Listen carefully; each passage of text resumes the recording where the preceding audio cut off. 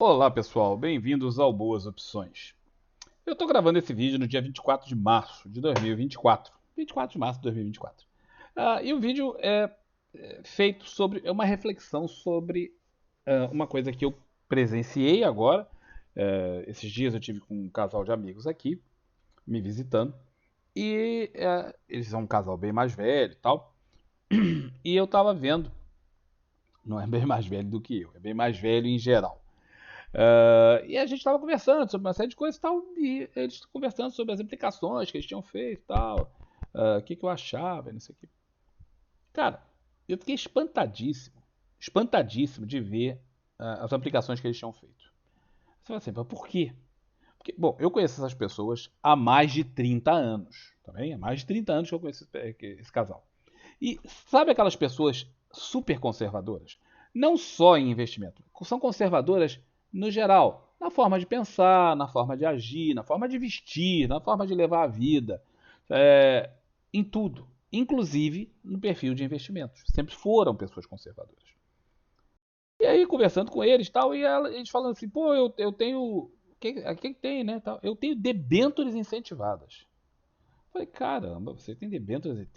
O que eles tinham? Debêntures incentivadas, COI, fundos multimercados, várias ações diferentes.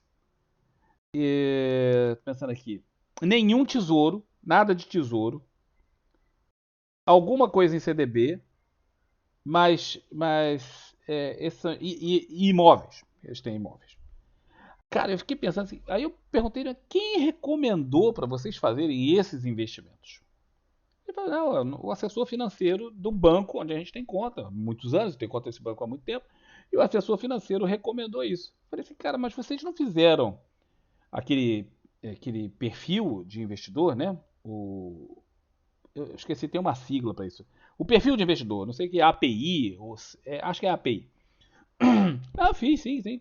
Que deu? Aí eles abriram, ela tava com o celular na mão, abriram assim. Tá aqui o meu perfil. Aí o perfil conservador. Todos dois. Eu falei, cara, olha só, de que empresa é a debênture que vocês têm?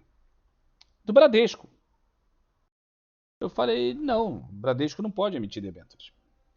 O Bradesco é uma instituição financeira, ela não pode emitir debêntures.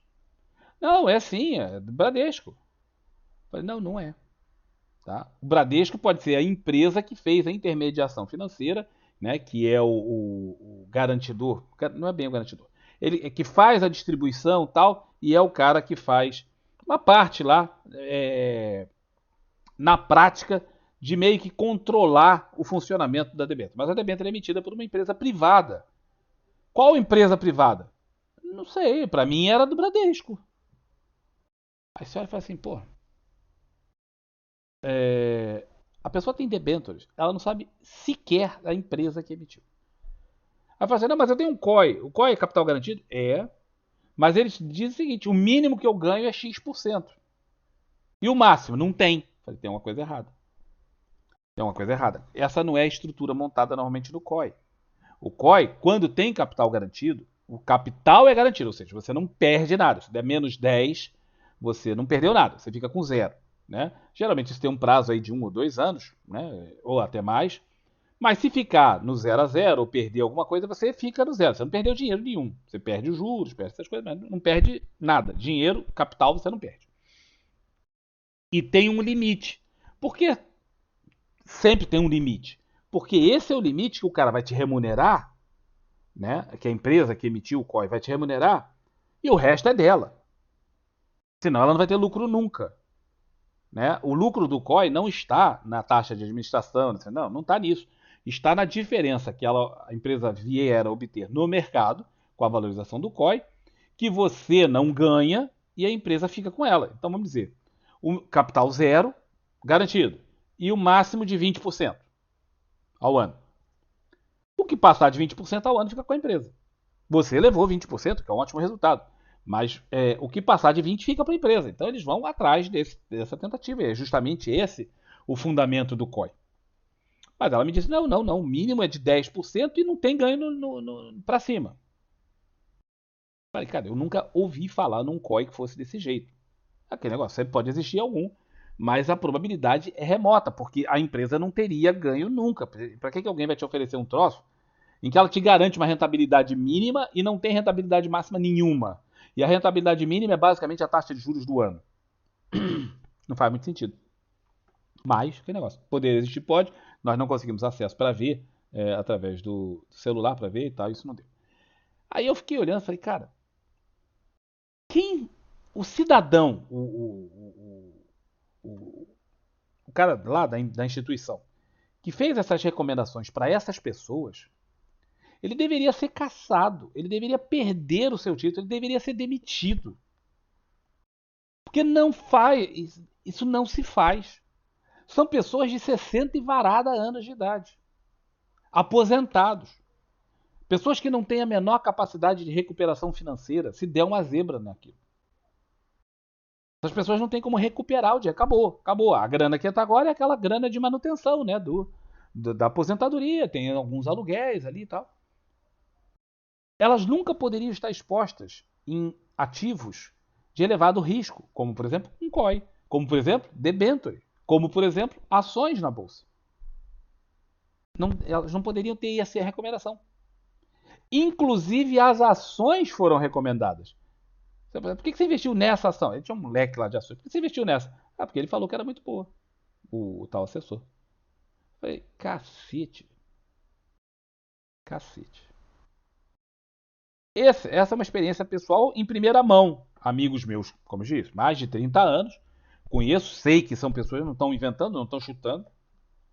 E é exatamente isso que está acontecendo com pessoas de elevada formação. Óbvio, essas duas pessoas são super bem sucedidas na sua carreira, têm nível superior, todas duas têm mestrado, tá? Atingiram ápices nas carreiras profissionalmente, já foram professores universitários. Se isso está acontecendo com essas pessoas, o que estará acontecendo com a galera em geral, que não tem muita formação, mas que às vezes tem algum dinheiro? O que o pessoal será que está recomendando para eles? Como as pessoas estão arriscando o seu capital, diferentemente do seu perfil, porque eles têm perfil conservador, inclusive me mostraram o resultado do negócio, e estão recebendo esse tipo de oferta do tal assessor. Ah, existem maus profissionais em todas as profissões, eu concordo com vocês, sempre tem. Tá? Mas será que isso é uma exceção? Será que isso é um caso extremo que eu por acaso tive a oportunidade de ver? Ou será que isso está acontecendo com outras pessoas e as pessoas não têm noção do risco espetacular que estão correndo, sendo conduzidas por profissionais que estão de olho apenas no seu ganho pessoal através dos bônus ou de ganhos através de outras coisas quaisquer?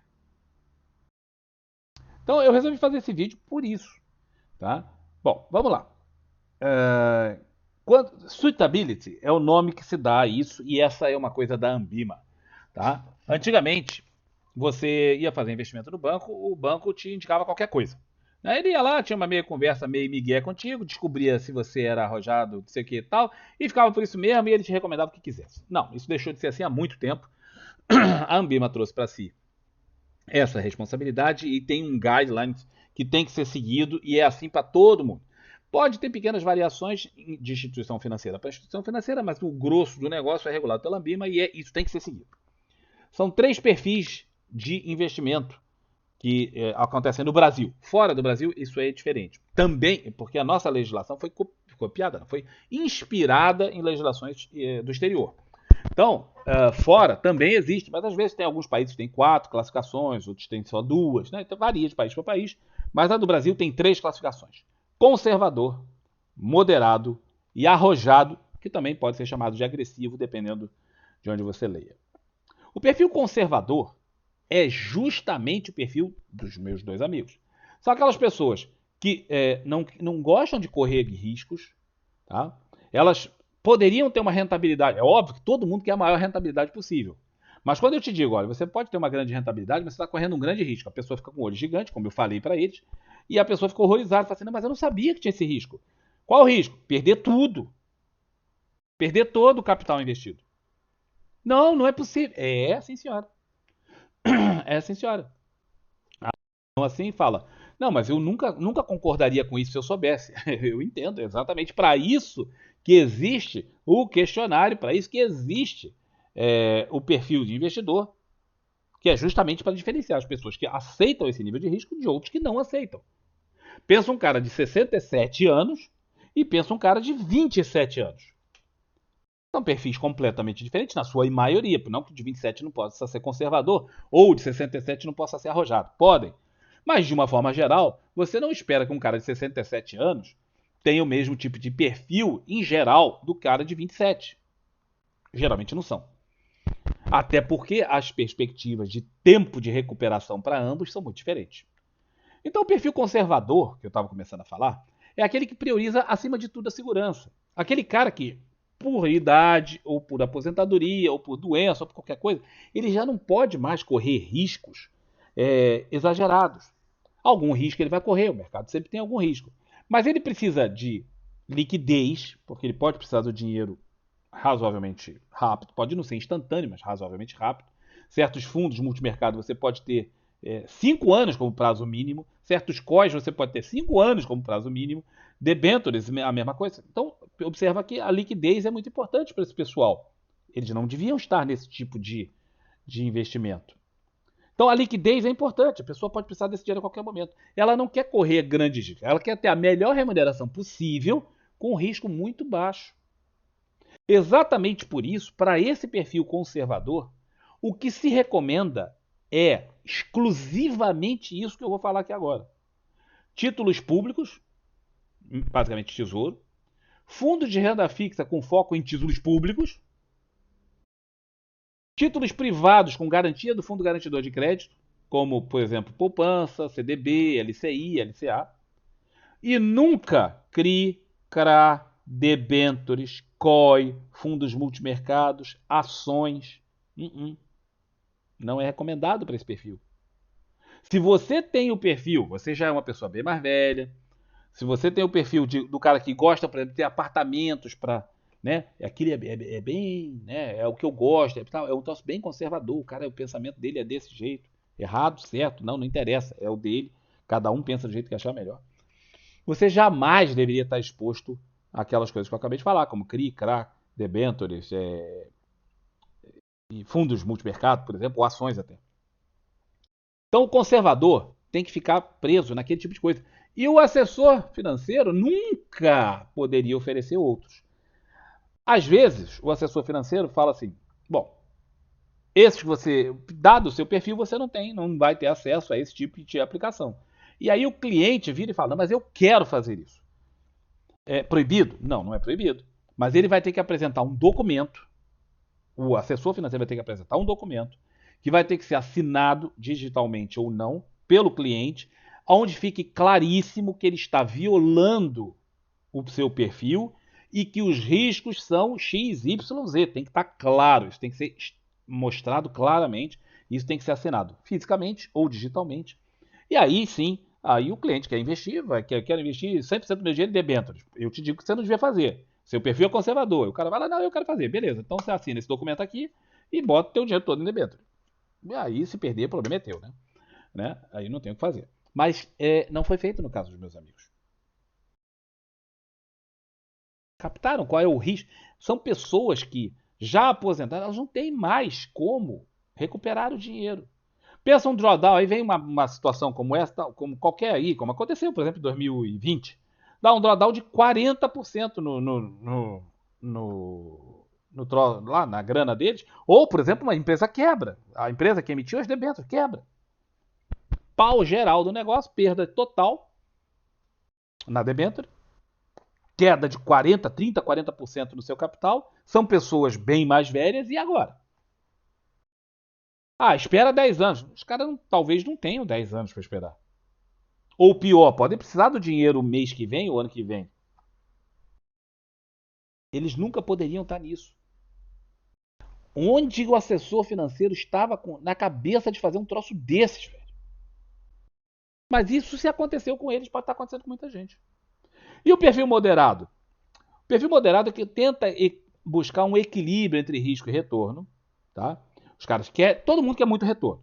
mas o outro não aceita risco. Esse já aceita um risco um pouco maior. E, ao mesmo tempo, ele também não precisa de uma liquidez mais rápida. Ele pode aceitar ficar sem liquidez durante vários meses, talvez um ano. Tá? Então, essas pessoas que têm um perfil moderado vão aceitar um drawdown de 10%, de 15%, né? Tal, vão conseguir lidar com isso, até porque se eles não precisam do dinheiro de imediato, podem aguentar um tempo maior, ele espera, muitas vezes o mercado se recupera e ele recupera o dinheiro lá na frente. O cara que é conservador, não. Então, existe o perfil moderado e essa gente tem esse perfil que eu acabei de mencionar. O que você recomenda para eles? Tá? Títulos públicos e CDBs, alguma coisinha em ações ou em fundos de investimentos. Mas você também não recomenda COI, CRI, CRA e debêntures. Não recomenda para investidor moderado. Mas recomendaram para os meus amigos que nem moderados eram conservadores. E para você, estão recomendando o quê? Você já foi ver o que seu pai, seu tio, seu irmão, outras pessoas em volta, na sua vida, porque não é só você, você pode ter conhecimento, você está aqui num canal específico do assunto. Mas e os seus amigos? Porque esses meus amigos, eles não têm conhecimento de mercado. Não têm, eles nunca trabalharam no mercado. O que eles têm de conhecimento é assim, do jornal, de ouvir e tal, de recomendação dos caras dos bancos, das corretoras, não sei o quê. A ponto de achar que a debênture foi emitida pelo Bradesco. E não foi, com certeza absoluta não foi, porque não pode. Será que não estão aí mais algumas pessoas no seu entorno passando pela mesma coisa? Correndo riscos que eles nem sequer imaginam? Quando eu disse para minha amiga que, olha, o risco que você corre nessa debênture é de perda de 100% do capital. Sabe aquele momento de silêncio, assim? Aí ela falou, 100%? Mas e o fundo garantidor de crédito? Não tem fundo garantidor de crédito para debênture. Não tem fundo garantidor de crédito para CRI, CRA, COI. Nada disso está garantido para o fundo garantidor de crédito. Nem para ações. Diga-se de passagem. A empresa pode falir. É óbvio que uma empresa falir é uma coisa, né? Uma empresa que está na bolsa falir não é a coisa mais recorrente, mas acontece. Pensa aí, a Gol não faliu, mas entrou em recuperação judicial. Pensa Americanas, quem tinha investimento em Americanas. Né? Não faliu, mas está em recuperação judicial. Oi, tem muitas empresas aí que estão nessa situação. E você foi lá e botou o dinheiro, por quê? Porque o assessor lá falou, ó, bota dinheiro, isso aqui é bom e tal. Tem ações que esses meus amigos investiram que estão com queda de 30%. Não tem stop, velho. Ó, observa, o cara falou, ó, bota na ação. Mas não tem stop. Não tem aí, ó, qual o alvo, qual o stop. Não tem nada disso. O cara falou, bota lá na ação. É para longo prazo. Longo prazo, os caras têm 70 anos, bicho. Que longo prazo?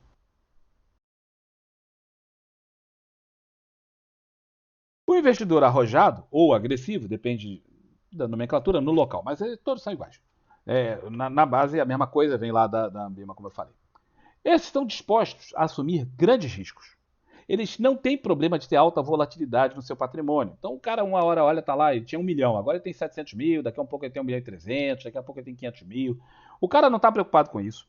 Ele não precisa de liquidez, por quê? Porque numa paulada dessa para baixo, o cara fala, tá bom, deixa o dinheiro lá, e daqui a um tempo, muito tempo, eu vou correr atrás disso aí. Esse tipo de investidor pode ter oferecido para ele estruturas em opções, inclusive COI, pode ter estruturas em derivativos em geral, fundos de ações, fundos agressivos de ações, criptomoedas, ações, obviamente que também podem oferecer tesouro, obviamente que podem oferecer debêntures, CRI, CRA, podem oferecer CDB, claro. Sabe aqueles CDBs, aqueles banquinhos que você olha e fala assim, ih, rapaz, podem oferecer para essa gente, não pode oferecer para o conservador. Estão entendendo o que é muito diferente? Imagina você ter 70 anos, o cara te oferece, você bota lá, porque o cara falou, o cara é profissional, bicho. Foi exatamente essa a resposta que eu tive. Mas o cara é profissional. Ele recomendou, eu não ia acreditar nele. Os caras estão com uma baita grana em COI, uma baita grana em fundo multimercado, uma baita grana em ações, uma baita grana em debêntures. nesse caso até debêntures incentivadas, mais uma vez, não pode ser do Bradesco, é, uma baita grana numa opção dessas coisas, e eles estavam falando assim, mas e o fundo garantidor? Nada disso tem fundo garantidor. Nada disso. Eles têm todo o patrimônio deles vinculado a uma instituição financeira só. Quando eu falei para eles assim, olha, mas e o fundo garantidor de crédito? Eu falei assim, olha, o fundo garantidor de crédito, cara, ele não é um seguro. O fundo garantidor de crédito não é um seguro, tá bem? Ele é vamos dizer, vamos dizer assim, cara, como dizer? Os bancos se cotizam, bancos e financeiras se cotizam, botam uma grana lá. E no caso de dar uma zebra, aquela grana vai garantir os depósitos, né? Ou essas aplicações que estão cobertas pelos fundos garantidores de crédito, que são única e exclusivamente aquelas que estão vinculadas a instituições financeiras. Ora, quanto tem no fundo garantidor para cobrir os depósitos totais? Pega todos os depósitos que há no Brasil, todos os investimentos que há no Brasil, depósitos e tal, quanto que ele hoje não sei porque eu não vi hoje, mas há poucos dias atrás, quanto tinha lá para cobrir? 3%, mais ou menos 3%. Como assim, Campos? Quer dizer que se hoje desse um pau geral no sistema financeiro, né? Pau, todo mundo foi pro pau. Quanto por cento da grana ia ser coberta? Só 3%. De tudo que deveria ser coberto, só 3%. Se quebra um banquinho pequeno, 3% garante e sobra. Tudo bem. Se quebra um banco mais ou menos, 3% provavelmente vai dar ainda para cobrir, tranquilo. Se quebra um Bradesco, um Itaú, um Banco do Brasil, que não vai quebrar porque é do Estado, mas se quebra um banco como esses, 3% não dá. Porque esses bancos sozinhos têm mais de 3% do mercado disparado. Então, aquilo que está em conta, investimento, aqui, não vai. Mas ele tem cobertura do fundo garantidor. Tem cobertura e não vai ser coberto por falta de fundos. Não tem grana. Alguém já te ensinou isso? Não. Mas eu te ensino. Está aqui nesse livro. Manual de Renda Fixa. Eu discuto isso em profundidade. Portanto, o fundo garantidor de crédito é muito bacana, é muito legal, mas não resolve. Além do que, como eu disse, esses meus amigos estão vinculados a uma instituição financeira. Só. Obviamente que eles têm mais de 250 mil reais nessa instituição financeira. Não paga, só paga até 250 mil. Por CPF, por instituição financeira. Eles também não sabiam disso. Mas então eu posso botar aqui em 4 bancos e eu tenho, vamos dizer, 2 milhões, eu boto em 4 bancos. E, poxa, a chance dos 4 quebrarem é pequena, mas pode acontecer, né? Dependendo dos bancos, às vezes eles são muito próximos em termos de perfil. Tem limite? Tem limite. Se você tiver mais de 1 milhão, o fundo de garantidor de crédito não vai ressarcir você acima de 1 milhão. O que for acima, perdeu. Mas eu não tenho 1 milhão. Eu sei que você não tem, mas o teu vizinho pode ter, o teu amigo pode ter, o teu parente pode ter.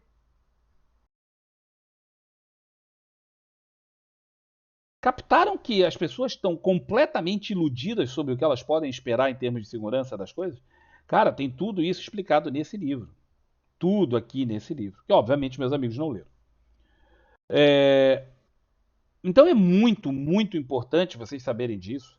Porque vocês podem estar correndo um risco absurdamente elevado, como eles estão correndo, com um patrimônio amealhado durante 2 gerações, porque boa parte desse patrimônio veio dos pais deles. E eles amealharam mais patrimônio e eles têm 2 filhos. Que todo mundo está aí às cegas em relação a isso. E um assessor financeiro está indicando esse tipo de coisa para essas pessoas com esse perfil, com essa idade.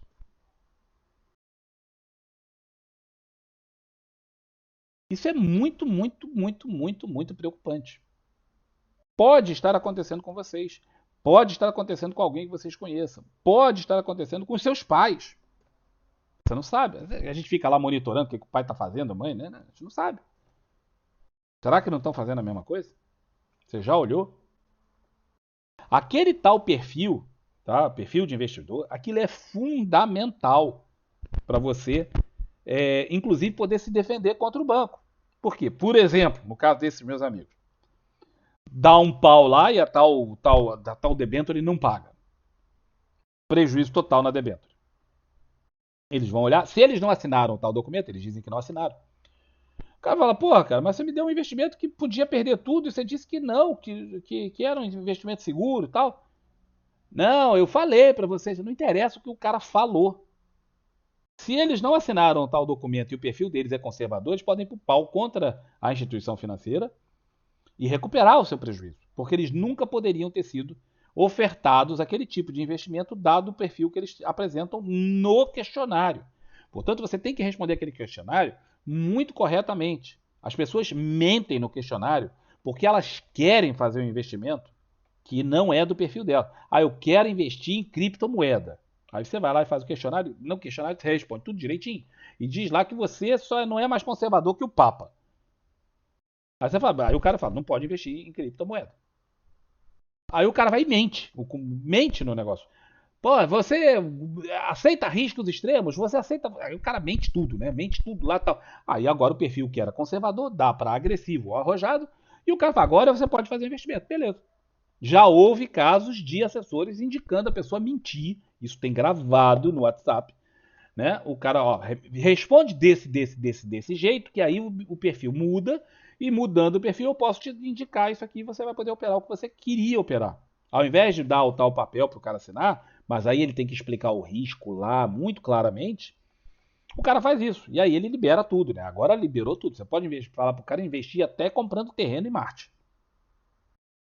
Mas isso o cara não quer fazer, porque aí, né? Porra, tal, é diferente. Então entendam que vocês responderem o questionário da forma super correta, honesta, é uma garantia para vocês mesmos. Ah, mas assim eu não consigo a rentabilidade que eu gostaria. Cara, a rentabilidade é essa que você não está disposto a aceitar o risco que é necessário para que ela exista. Para toda e qualquer rentabilidade, sempre existe um risco. Quanto maior for a busca da rentabilidade, mais grave será o risco.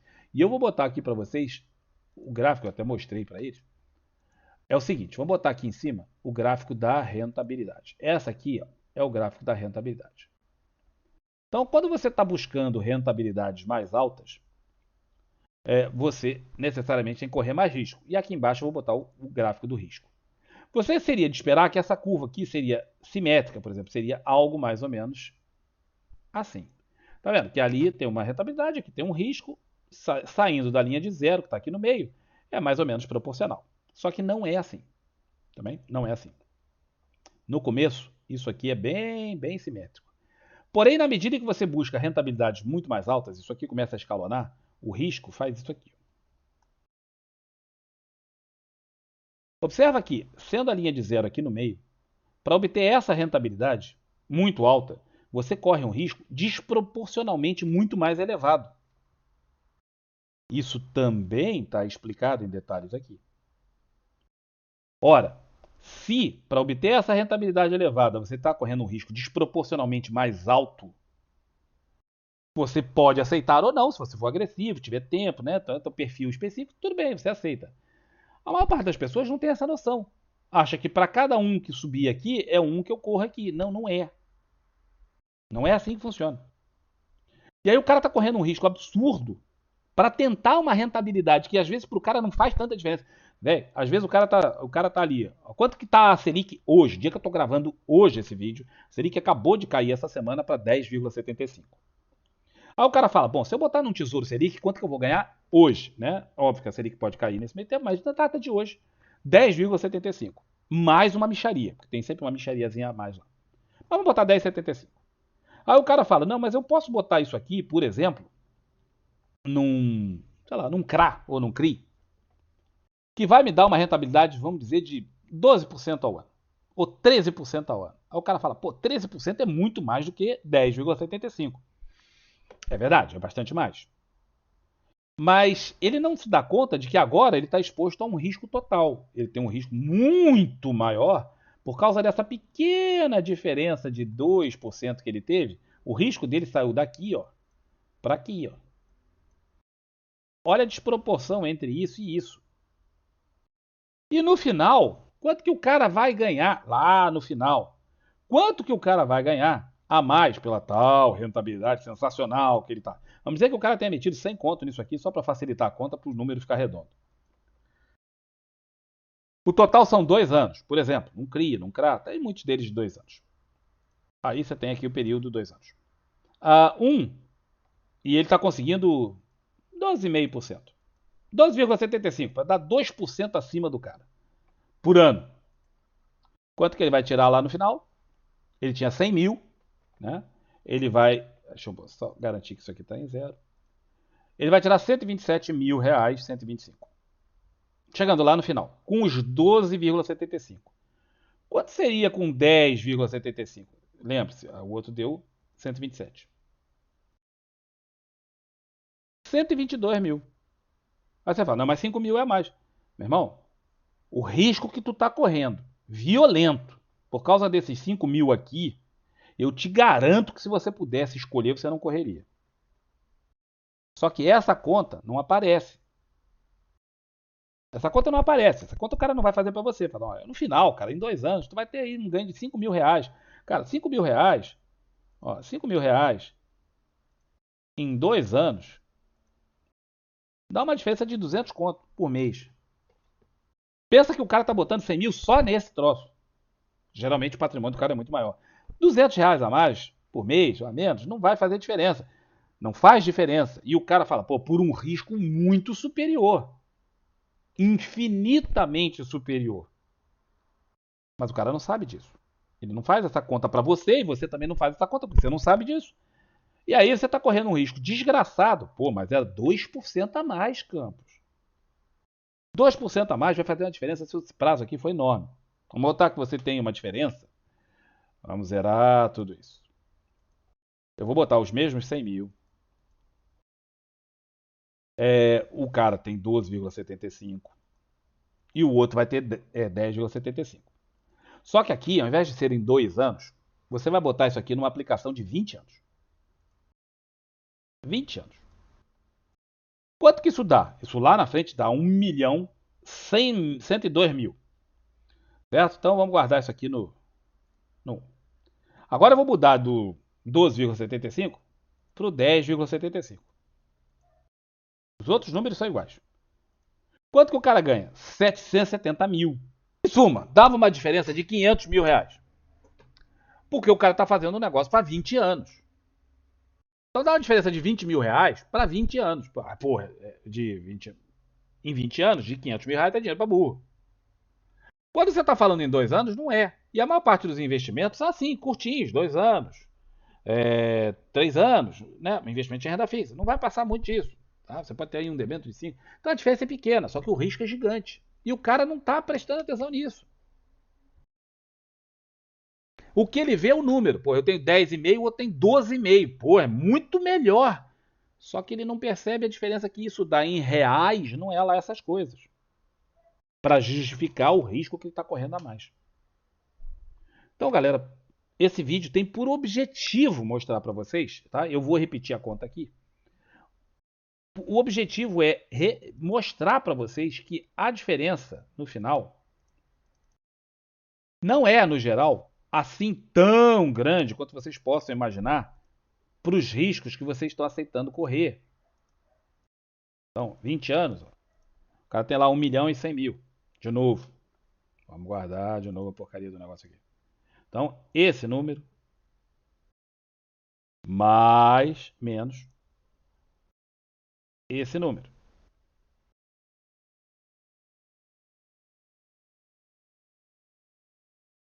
Não vai sair, tá, galera? Não vai sair. Não adianta concentrar e fazer isso, não vai sair. Mas, em suma, a diferença ali é de 400 mil reais. Era dava um pouquinho menos. 400 mil reais. Então, vocês têm que entender que não compensa, muitas vezes, o risco a mais que você tem que assumir, gigantescamente maior, por tão pouco resultado no prazo que geralmente tem os investimentos, que são 2 anos, 1 ano e meio, 2 anos, 3 anos. Não compensa. Ah, mas é um investimento que eu vou fazer, eu vou comprar, sei lá, uma debênture para daqui a 30 anos. Cara, tudo bem. Vai fazer diferença esses 2%. Só que você vai botar um dinheiro numa empresa para daqui a 30 anos, pô, a chance dessa empresa nesses 30 anos não pagar, dar um default, é grande. Não é um investimento que normalmente a gente faz para 30 anos. Uma pessoa física, não. Um banco, falava. Pessoa física é complicado. Então, compreender a diferença entre o risco que você aceita correr, tá? E o que você efetivamente está correndo, o risco e o potencial de ganho. Compreender tudo isso está nesse livro aqui. Eu vi os meus amigos sendo literalmente enganados com isso.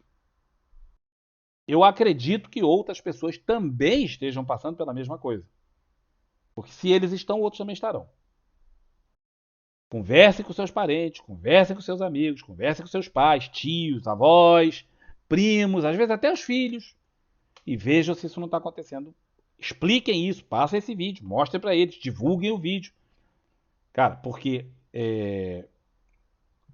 muita gente pode estar se dando mal nesse negócio, ou tem o potencial de se dar mal, porque enquanto tá tudo bem, porque o que a minha amiga falou foi o seguinte: ah, não, mas eu tô ganhando 20%. É, você tá ganhando 20% enquanto tá dando bem, né? Se der errado, você vai ficar chateado quando você perder 100%. Enquanto o barco tá indo bem, tá todo mundo na festa do Titanic. Aí até a hora que vem um iceberg. Aquele iceberg podia nunca ter estado ali.